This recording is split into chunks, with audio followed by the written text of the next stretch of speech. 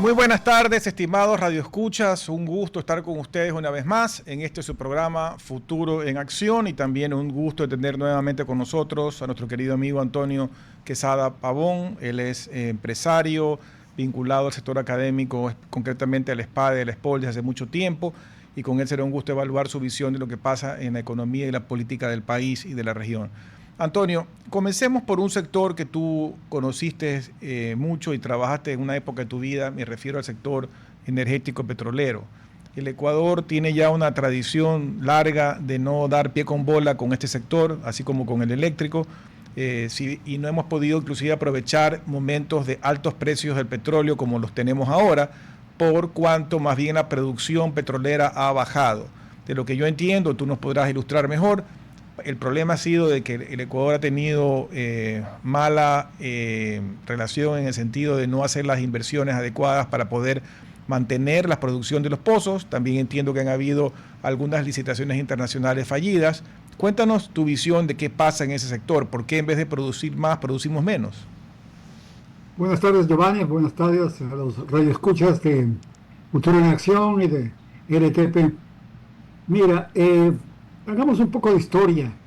Cuando se terminaba ya el contrato con el consorcio Texaco Gulf, que realmente ya estaba casi absorbido por Chevron, los texacos hicieron un pronóstico de que el Ecuador tenía más o menos 25 años más de petróleo, si hacía las inversiones correctas. Estoy hablando de 1988. Realmente hemos sobrepasado con más de una década la expectativa que tenía originalmente Texaco, asumiendo que se iba a hacer las inversiones correctas. En el gobierno de Rodrigo Borja, nosotros absorbimos la operación del consorcio Texaco Gulf, que luego se transformó en Chevron, pero lamentablemente tuvimos la cultura del desperdicio y del gasto. Hay una regla, como dicen los americanos, the rule of thumb, la regla del dedo gordo, que en petróleos, en explotación petrolera, por cada $5 que tú recibas de ingresos, 3 debes reinvertir en que el negocio se mantenga y crezca. Nosotros recibimos los $5 de ingreso y nos gastamos los $5 y hasta más de eso, ¿no? Porque hemos sido muy derrochadores. Lo que estamos viviendo en este momento, pues nos está pasando factura de décadas. Y no estoy hablando realmente de el gobierno de Daniel Noboa o el de Guillermo Lasso o el de Lenín Moreno o el gobierno del desperdicio de Rafael Correa. Estoy hablando de muchas décadas en las cuales no se invirtió en la correcta proporción que debía tenerse para producir. Y evidentemente, los pozos petroleros que no funcionan no es una piscina de la cual bombeas, ¿no? Son arenas impregnadas de petróleo y que con el tiempo baja su producción porque la presión baja y hay metodologías de producción secundaria, terciaria y otro tipo de tecnologías que no se han aplicado realmente en el Ecuador. Si a esto, que ya es malo, le sumas el fracaso del ITT, y yo no digo fracaso porque sea un campo agotado o un campo, realmente el fracaso es por haber manejado muy arbitrariamente la política. No te podría decir de qué tipo, ¿no? Guillermo Lasso llamó a consulta popular con un tema tan delicado como el tema del ITT, y evidentemente debiendo por lo menos haber hecho algo regional, como fue en la zona de Pichincha, del Chaco andino, en el tema del ITT se llevó a consulta popular general y los Yas Unidos hicieron bien su trabajo y ganaron la consulta popular y nos obligaron en principio a cerrar la operación. Y mira que lo triste de esa historia de los Estados Unidos es que esta resolución sale cuando ya los pozos eran productivos, porque entiendo que los Estados Unidos comienzan con su lucha, que pueden tener pues todo el derecho de luchar si tienen una visión ecológica, ambientalista, cuando no había explotación, de una forma pues para proteger que sean intocables estas zonas del Yasuní. Pero ya pasó tantos años alrededor de esto que ya se instalaron, ya estaban operativos, ya estaban produciendo. Luego vino la consulta. Lamentablemente las consultas, tú conoces mejor que yo, que cuando se pregunta a la gente más que analizar cada caso, votan según el hígado que tienen ese día y con respecto al sentimiento que tienen con el gobernante de turno. Fue una consulta hecha en un mal momento, donde había mucha yo diría que injusta contra el presidente Lasso, inclusive algunas cosas que sacaron periodistas en contra de él, que luego se demostraron que eran falsas, y ese ambiente trillado hizo que la gente votara en contra de lo que se ponían las preguntas. Y curiosamente la provincia donde están los pozos votó a favor de que se mantenga la producción, y todo el resto del país votó en contra. Y hoy en día, en una situación precaria económica, en una situación de baja de producción, encima tendríamos que ir apagando estos pozos, cosa que es absolutamente ridículo. Mira, yo creo que los gobernantes han sido demasiado cautos en no decir la realidad económica que tiene un país.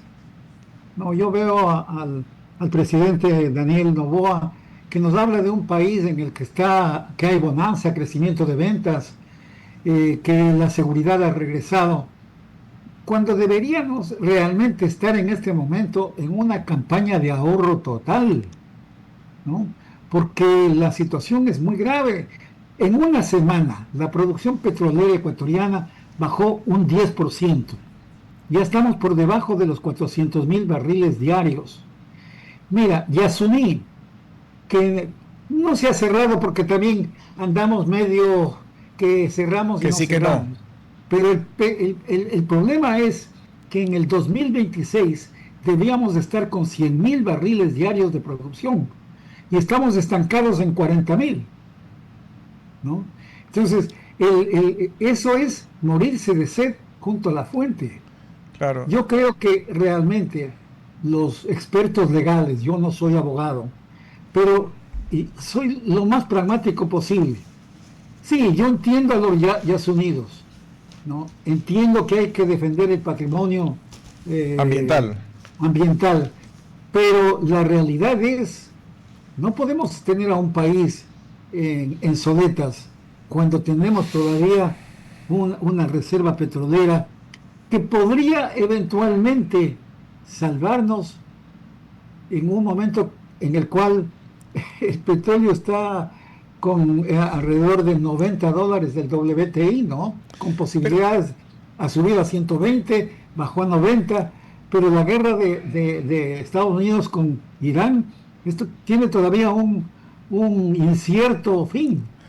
Yo hice un artículo y una presentación hace algunas semanas, cuando empezó la guerra con Estados Unidos e Irán, y vaticinaba que no iba a ser una guerra corta, porque Irán es un país muy diferente. Bueno, el problema del estrecho de Hormuz es un problema que nos afecta a todos. Ahora, la situación real, mi querido Giovanni, estamos produciendo a la baja. La refinería está totalmente en soletas. Pero eso te quiero interrumpir un momento para que nos expliques, porque yo no acabo de entender. En su momento se construyó de cero la refinería, entiendo que fue una construcción bajo la tecnología japonesa, entiendo de Sumitomo. Luego eso tuvo su vida útil y a lo largo de los años se hicieron ciertos mantenimientos, reparaciones, inversiones y demás. Vino el gobierno del desperdicio, como tú dices, del gobierno de Correa, donde se llevaron en peso muchas cosas. Y uno de los temas que inclusive tiene acciones jurídicas de por medio es la cantidad de dinero enorme. No puedo citar la cifra porque no recuerdo, pero entiendo que está por encima. 2.200 millones es lo que hizo Capaya y sus invirtieron en esa refinería. Con eso creo que hubieran hecho casi que una nueva. Y resulta que adelantas el cassette unos años y eso que se gastó esa cantidad absurda de dinero, en vez de estar pues reluciente con tecnología de punta, se cae a pedazos, literalmente se cae a pedazos. Ha tenido 3 incidentes de incendios en los últimos meses y entiendo que la capacidad productiva está totalmente disminuida. Entonces, ¿qué pasó? ¿Dónde se fue la plata? ¿Por qué no tenemos una refinería totalmente repotenciada y tenemos un poco de fierros viejos que no sirven? Bueno, la realidad, Giovanni, es que la refinería ya es bien madura, ¿no? La construcción se inició en 1973 con tecnología, con ingeniería de diseño de UOP, la mejor, si no la más grande entidad de diseño petrolero. UOP es Universal Oil Products. Ellos hicieron la ingeniería básica y la ingeniería de diseño. El consorcio Sumitomo Chiyoda fue el que construyó. Okay. Ahí vino el primer escollo que yo tuve que presenciarlo. Sumitomo Chiyoda decidió que la transmisión de información dentro de la refinería, que arrancó en 1977, no sea por medios electrónicos, sino sea por medios neumáticos. Okay. En 1969 enviamos 3 personas a la Luna, ¿no? Uh-huh. Y no es que les sacamos un tubo neumático para que transmitan la información. Correcto. Había en el 77 suficiente tecnología electrónica. Sumitomo Chiyoda hizo un análisis sociotecnológico y vio que, no quiero ser peyorativo, que Esmeraldas en ese momento era siglo XVIII con luz eléctrica. Okay. Y que no iba a soportar tecnología de transmisión de datos electrónica, porque los obreros le entraban a combazo y martillazo y llaves a un sistema muy delicado electrónico. El sistema neumático es mucho más sólido, aguanta más palo, pero igualmente se deteriora muy rápidamente. Sí, ha habido progresos en la refinería. En algún momento dado creo que los españoles impusieron la transmisión de datos electrónicos, pero lo que pasó en el gobierno de Rafael Correa fue un robo a mano armada, ¿no? O sea, gastaron 2.200 millones de dólares en un revamping contratado. Es como que tú mandes un Mercedes-Benz a 3 talleres distintos, ¿no? Al taller del maestro Pincay, al taller del maestro Piguave, y todo con unos subcontratos hicieron un Frankenstein. Ahora, no quiero poner en problemas a mi querido Giovanni, ni a la radio tampoco, pero lo que voy a decir es la realidad. Hay mucho sabotaje porque el negocio de importar combustibles es un gran negocio. Y a los brokers que importan combustibles, no les interesa que la refinería estatal de Esmeraldas funcione. Bueno, pero con la refinería, en mejores momentos, igual siempre ha habido importación porque no ha sido el Ecuador autosuficiente. Lo que pasa es que entonces lo que tú nos estarías diciendo es que son tan angurrientos que quiere que haya más importación todavía y que esté patuleca la refinería. Claro, mira, la refinería en su mejor momento provee deficitariamente diésel y deficitariamente gas licuado de petróleo, LPG, ¿no? Cuando está en 90.000 a 110.000 barriles, proporciona un tercio, digamos, del consumo nacional. Pero somos deficitarios en diésel y somos deficitarios en LPG, lo cual nos ha obligado a importar. Además, tenemos que importar cierto tipo de combustibles para generar la gasolina de alto octanaje, ¿no? Yo diría, ya es suficiente negocio para los brokers tener eso, ¿no?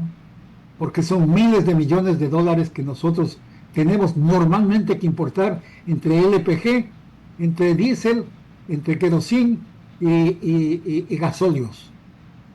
Pero cuando hay un país en desconcierto, cuando hay ladrones de alto vuelo como autoridades que ha habido en los años anteriores, pues hemos caído en esto, como tú le llamas, angurriento, ¿no? O sea, yo quiero todo el pastel. Y claro, con la corrupción andante, es muy difícil entender que haya 3 incendios seguidos en la refinería. Y uno de los que no logro entender es cómo se prendió la piscina del Slob. No sé si tú conoces, pero para los radioescuchas voy a describir.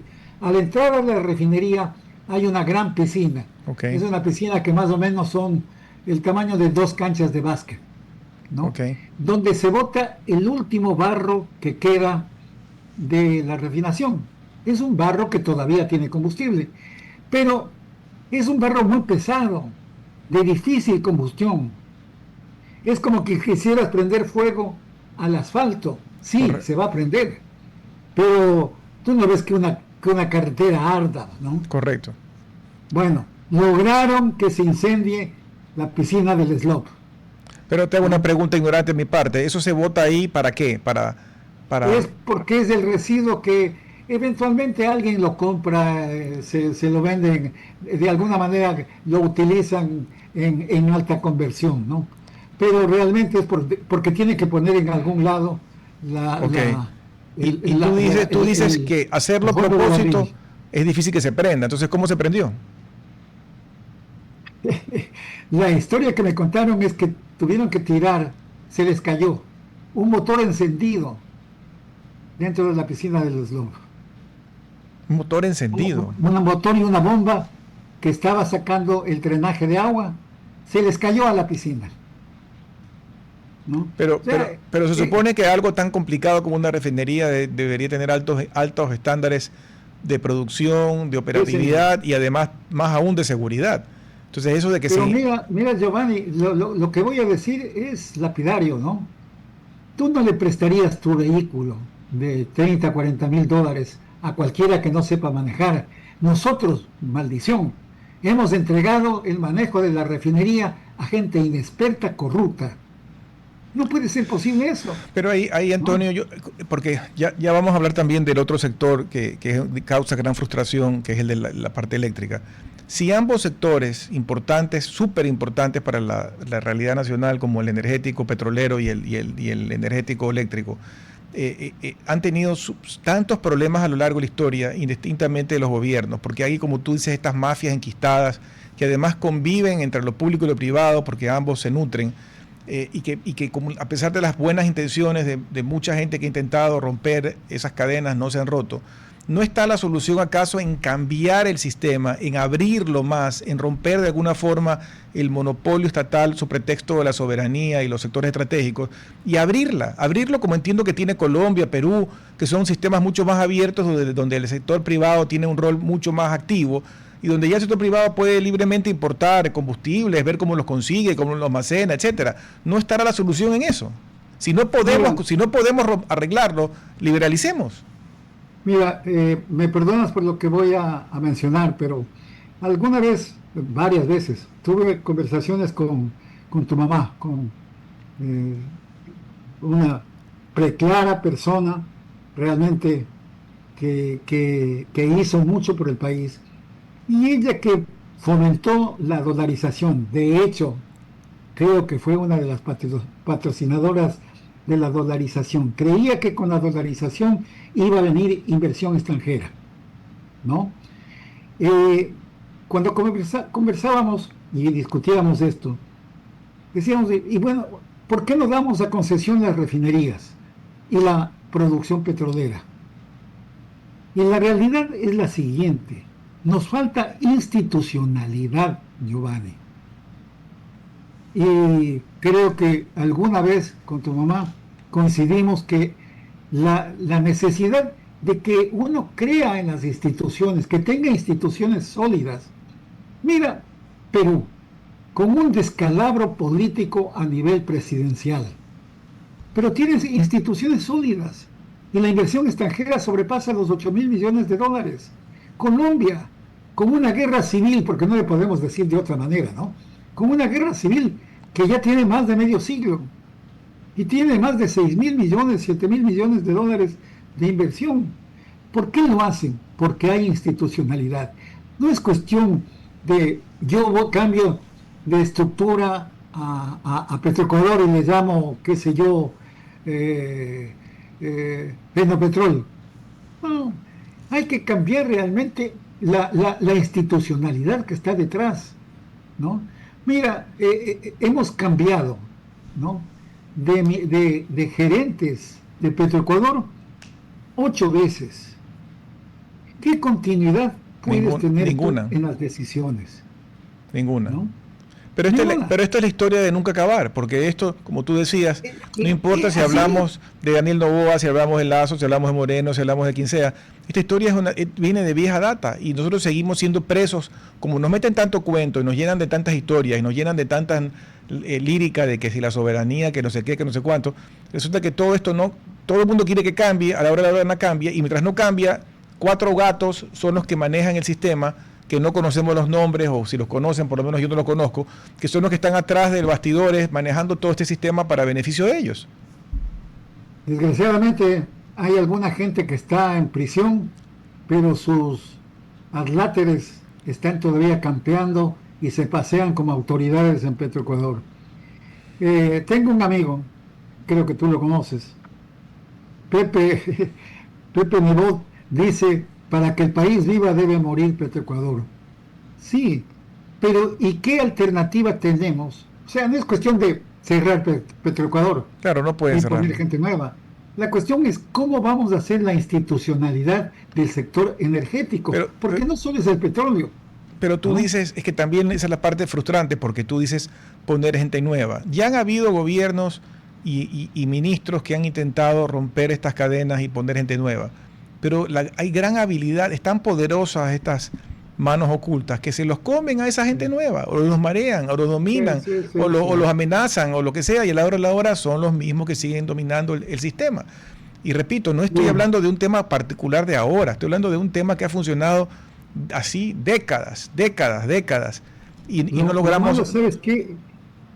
¿Cuál es la tragedia que hay en esta situación? Es que pese a cómo está el sector energético, hay muchísimo dinero. Claro, porque mira lo que yo te decía, tenemos, dadas las malas circunstancias penosas de la guerra, se dispara el petróleo y los combustibles, pero el Ecuador como tal no puede aprovechar por torpe, porque no tiene la capacidad para producir más, pierde de aprovechar los buenos precios del petróleo, pero al mismo tiempo como tampoco está refinando lo que tiene que refinar, tiene encima que importar combustible, gasolina y diésel más caro. Entonces es la combinación perversa para el país.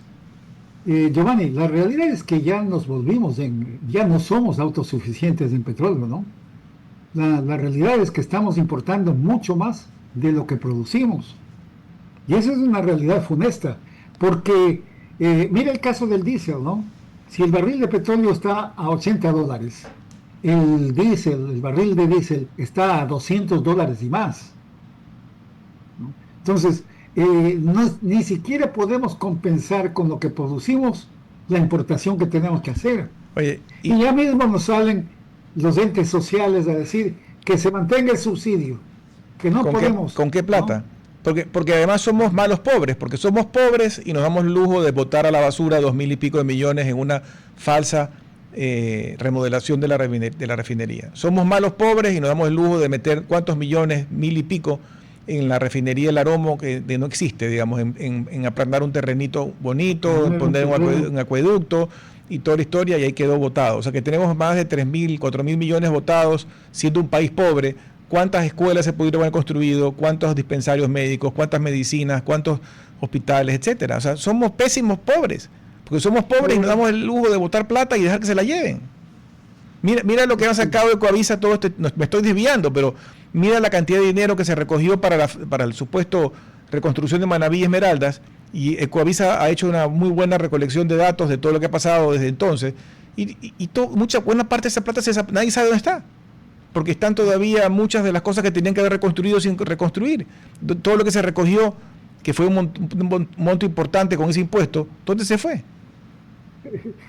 Fuimos a un matrimonio recién en Manta con mi esposa, y en el hotel que nos habían puesto, que estaba cerca de donde era en la zona moderna de Manta. Zona moderna de Manta, ¿no? Y el hotel era relativamente nuevo. Estaba todo cuarteado, ¿no? Así es. Entonces, y ya son 10 años del. Mira, yo soy muy apegado a que el problema central que tiene el Ecuador no es de recursos, es de institucionalidad. Y de corrupción. Y es que viene de la mano, ¿no? Si tú tienes una institucionalidad sólida, ¿no? Y tú tienes gente capacitada, creas una cultura país, una cultura que se aleje realmente de que la corrupción, de que el político tiene que llegar a robar, ¿no? O sea, tú ves el desprestigio que tiene la política. No sé cómo vamos a llegar a las elecciones seccionales en noviembre, ¿no? Pero la realidad que yo veo las estadísticas, la gente no sabe por quién votar. Bueno, todavía no sabemos quiénes son los candidatos y está un poco el panorama. El panorama está poco claro. Inclusive veía el otro día en un reportaje sobre la cantidad de movimientos políticos por provincias pequeñas como Loja, inclusive tiene más movimientos que Guayas. O sea, aquí hay una afición por crear 300 movimientos en el Ecuador. Claro. O sea, ¿cómo nos podemos dar el lujo de tener en un país tan chiquito, tener tantos movimientos? Ya raya en lo absurdo. Vamos a irnos a un corte breve, Antonio, y regresamos en unos minutos para seguir con este interesante diálogo. RTP 96.5, a la conquista del mundo digital. Programas de opinión con referentes de la comunicación. Noticias para contar todo lo que está pasando en todo momento. Una variedad de segmentos con lo que necesitas saber. Todo para mantener a nuestra audiencia y seguidores siempre bien informados. Siempre RTP. Buena compañía. Para las personas que recién se enganchan, estamos conversando con Antonio Quesada Pavón, empresario, y hemos venido hablando sobre su experiencia y conocimiento con respecto al sector energético y petrolero. Otro sector que lo mencionamos ya en la primera parte, que también es producto de frustración, es el eléctrico. Hemos pasado a lo largo de la historia una serie de episodios que se repiten con respecto a apagones y deficiencias en el sector. Si bien es cierto, se hicieron inversiones en importantes hidroeléctricas, algunas de ellas con problemas, como la Coca-Cola Sinclair, que ahora no entiendo bien, pero entiendo que el Ecuador ya finalmente la recibe, pero igualmente la empresa china va a quedar bajo el manejo de esa hidroeléctrica, pero también hemos tenido problemas importantes en algunas de las hidroeléctricas construidas en los últimos tiempos. La ministra Manzano anunció también cambios en la cúpula técnica de algunas de las compañías eléctricas nacionales. Y la cosa es, ¿qué hay para futuro? Yo te hago la pregunta parecida a la petrolera. ¿Por qué no se abre más el sector? Este gobierno entiendo que introdujo reformas que se aprobaron para flexibilizar un poco más la posibilidad de la inversión privada. Pero entiendo por gente conocedora del sector que es bueno lo que se hizo, pero falta. ¿Por qué no se abre más? Bueno, mira, el sector de energía eléctrica ha sido un sector bien conflictivo. La realidad es que sí, hemos sido muy optimistas cuando se construyó la hidroeléctrica de Paute. Se pensaba que ya era la solución total para las necesidades eléctricas del Ecuador, a tal punto que el vetusto sistema termoeléctrico se puso a la venta, porque aparentemente teníamos una generación en la presa Paute que iba a suplir por años las necesidades eléctricas. El problema fue que el crecimiento que ha tenido el país, no digamos problemas, sino la realidad, que por el mismo desarrollo petrolero, el país cambió de hábitos de consumo, el país creció, y entre los hábitos de consumo está el uso de energía y combustibles. 63% de la demanda, de la generación eléctrica en el país es generación hidroeléctrica. de la cual más o menos 30-30 se reparten entre lo que es ahora las hidroeléctricas que están con el reservorio Mazar y la hidroeléctrica Coca-Codo Sinclair. Las dos son hidroeléctricas, pero tienen características muy distintas, Giovanni y radioescuchas. Las tres hidroeléctricas que dependen de la represa Mazar, que fue construida hace un poco más de 10 años, porque el proyecto no se lo había completado con esa represa. Esa represa depende de la captación de agua de los ríos que alimentan Mazar. Y ese reservorio alimenta las tres represas, las tres hidroeléctricas que están río abajo. Coca-Cola Sinclair es diferente, no tiene reservorio, depende en apariencia de lo que era antiguamente un caudaloso río en todo el año, el río Coca. Pero el cambio climático nos está afectando, y no hay duda, y el estiaje ya es un estiaje que no solamente está en la región andina y costera, sino que el estiaje ya se lo nota en la región amazónica. Y las lluvias amazónicas, que son muy caudalosas, los ríos amazónicos muy caudalosos, pues del río Coca hasta hace unos días era un ojo de agua, ¿no? Y ese es un problema muy serio que tiene una hidroeléctrica que podría generar en su mejor expresión 1500 megavatios. Pero no ha pasado de proveer en su mejor momento 1200, 1100, 1200 megavatios, que son bastantes. Ahora, hay muchos detractores de la decisión que ha tomado el gobierno de entregarle a China Power, que es la casa matriz de Sinohydro, la operación de Coca-Cola Sinclair. Pero yo te diría, con el mejor sentimiento coloquial del ahogado, el sombrero, ¿no? Sí es verdad que existen como 1700 o algo más fisuras, pero no son fisuras en concreto, son fisuras en los tubos de caída, tubos metálicos, ¿no? Yo creo que lo que China Power está haciendo es no invirtiendo directamente en reparar lo que de alguna manera le salió mal, ¿no? Es decir, un tubo con fisuras de esa magnitud, porque son tubos grandes, no son tubos inmensos, pero son los que aguantan la presión de caída para la generación eléctrica antes de llegar a las turbinas. Bueno, ya está operando un poco más de cerca de una década, ¿no? Y que yo sepa, los problemas que ha tenido no se deben realmente a las fisuras. Los problemas operacionales son de otro tipo, son de captación de agua, son de sedimentación, son de otro tipo, pero no son causados por las fisuras.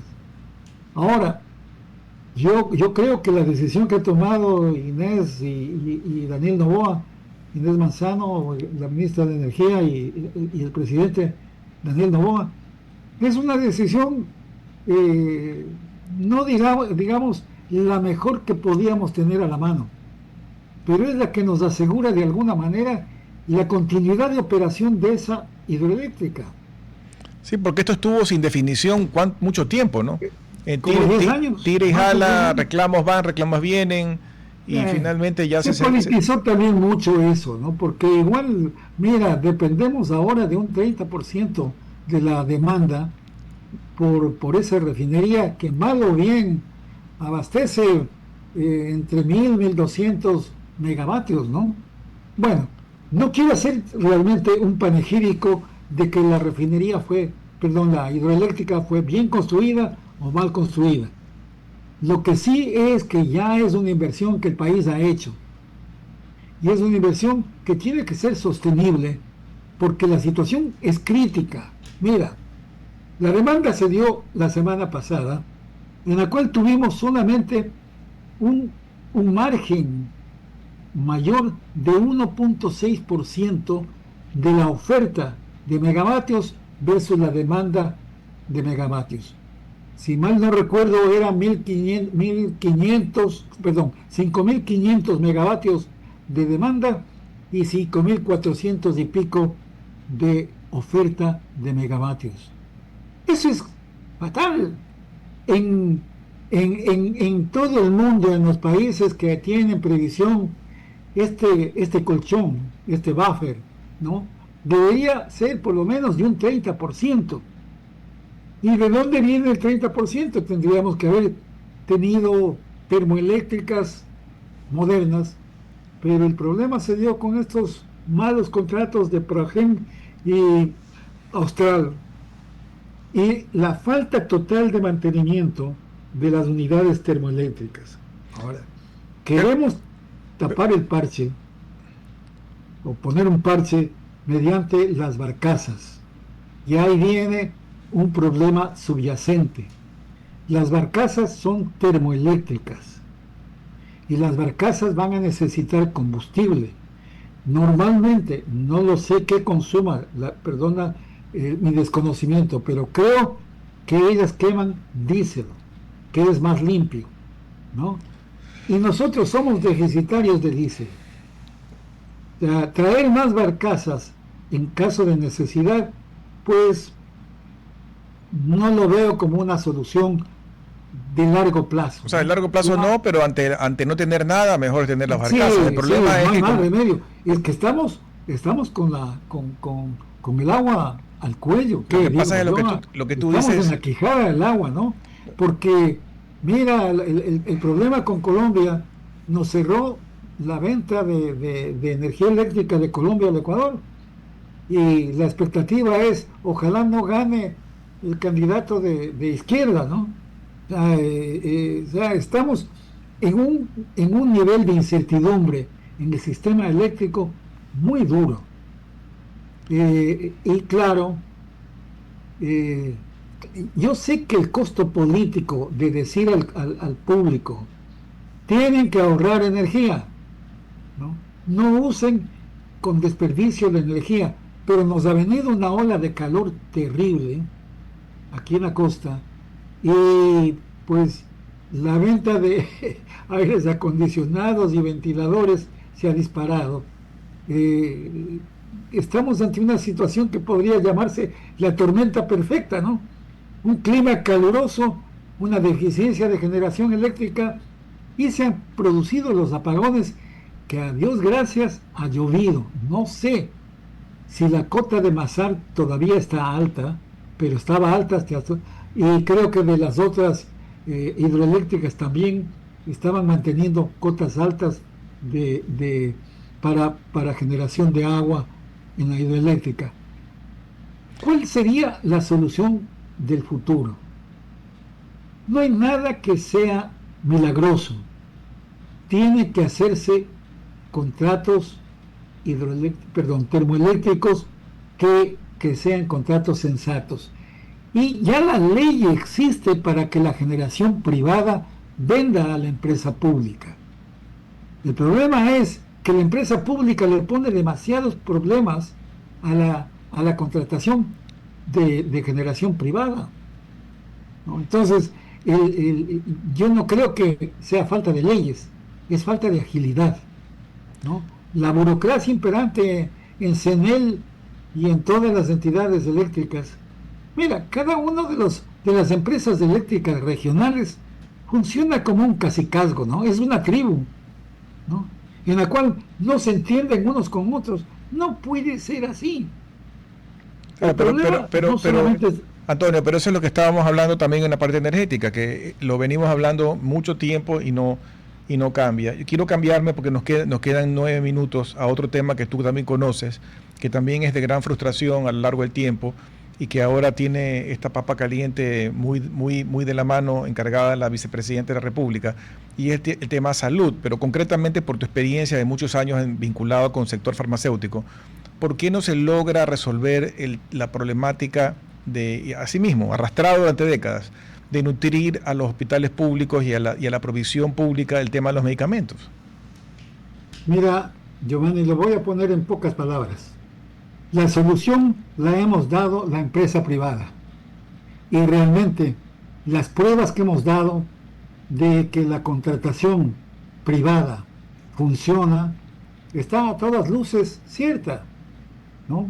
Los militares lo hicieron hace más de 15 años, 20 años, en los cuales, empezando por la Marina, ellos dieron a los privados el manejo de sus botiquines y farmacias que tenían dentro de los destacamentos de la Marina.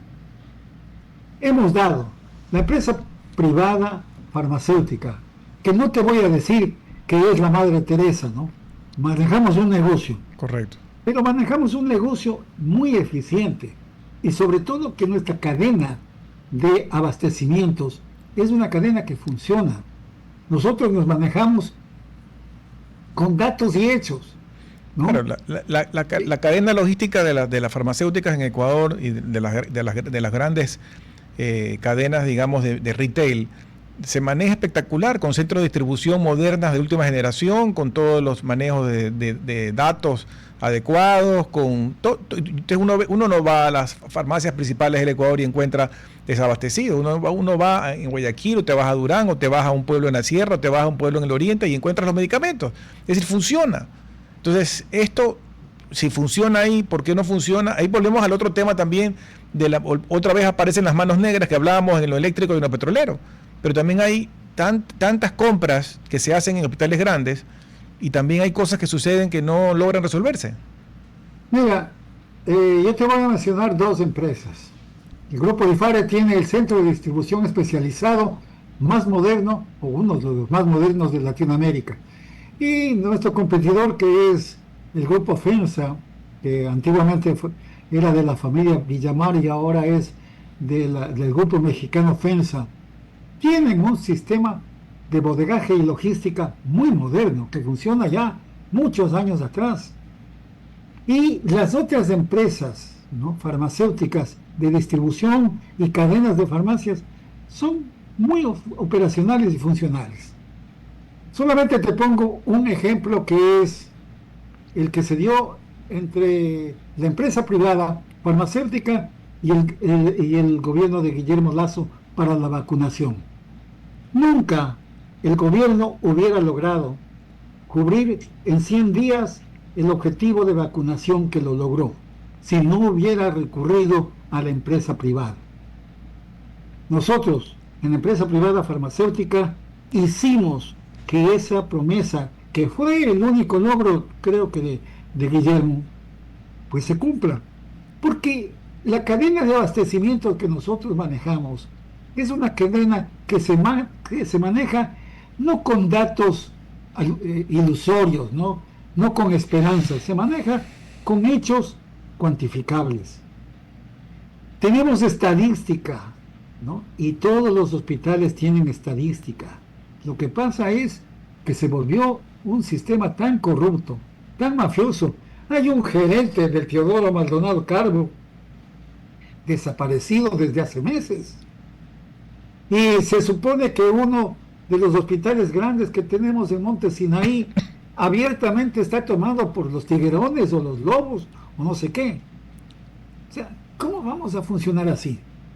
Y creo que no puede ser, con todo el respeto a la vicepresidente Pinto, que pertenece a una familia muy estimada por mí, una familia empresarial muy estimada, quiteña, pero no puede ser que la vicepresidente Pinto no sea del área farmacéutica y médica, que debe tener un conocimiento claro de esos problemas. Yo no creo que con habilidad empresarial se va a resolver un problema que tiene que ser analizado desde la profundidad del conocimiento médico y farmacéutico. Y eso no es ciencia infusa, no es que estoy hablando de enviar el Artemis 2 a la Luna, ¿no? O a Marte. Tienen tecnología para hacerlo en el Ecuador y lo hemos probado. Pero, ¿quién quiere el costo político, Giovanni? ¿Quién quiere absorber el costo político? Lo que pasa es que, a ver, pero el costo político de que se gestione bien las cosas, más bien es a favor de quien lo gestiona. El costo político... La mano negra tiene un poder muy grande hoy. Pero habrá que cortar la mano. Digamos, tiene que ser así. Yo creo que el presidente Noboa tiene la juventud y la fuerza para poder, así como cortó la mano negra del tráfico de combustibles, y que eso era una cosa que se decía que no se podía durante décadas, y ya lo hizo, tendrá que también cortar la mano negra de quienes están atrás de estos sectores supuestamente estratégicos y de la salud. Hay que algún día, digamos, romper esas mafias y hacer las cosas eficientemente. Y yo oiga, Giovanni, porque realmente al joven Daniel Noboa tiene muchos frentes para abrirse, ¿no? Porque el país ha caído en un sistema de corrupción. Yo no voy a decir que el país es un país deslocado o no es un país fracasado. Yo creo que tenemos todavía la posibilidad de combatir. Siempre se puede salir, y hay casos en la historia, como el caso de Singapur, que cogieron un país destruido y con problemas de corrupción y todo, y lo convirtió pues en una Suiza de Asia. Yo creo que en el Ecuador también se puede, pero como tú dices, tiene que haber estadistas que tomen las riendas y que decidan jugársela por el país y dejar a un lado la política y concentrarse en la parte técnica y hacer las cosas que tienen que hacerse para que un país funcione. Se nos acabó el tiempo, Antonio. Muchísimas gracias por dedicarnos esta hora. Gracias también a ustedes por atendernos. Que tengan una buena tarde. Muchas gracias. Hasta aquí, Futuro en Acción. Control Master Marisela Basantes. Transmisión digital Gerardo Díaz. Redes sociales Erika Eras. Edición Oscar Saavedra. Dirección Javier Gamboa. Todos los derechos reservados. RTP 2026. Si disfrutó este programa y aportó de manera positiva en su vida, déjenos sus comentarios en Instagram, página web o WhatsApp, así como los aplausos al artista son sus mensajes al equipo de RTP Ecuador. RTP. Buena compañía.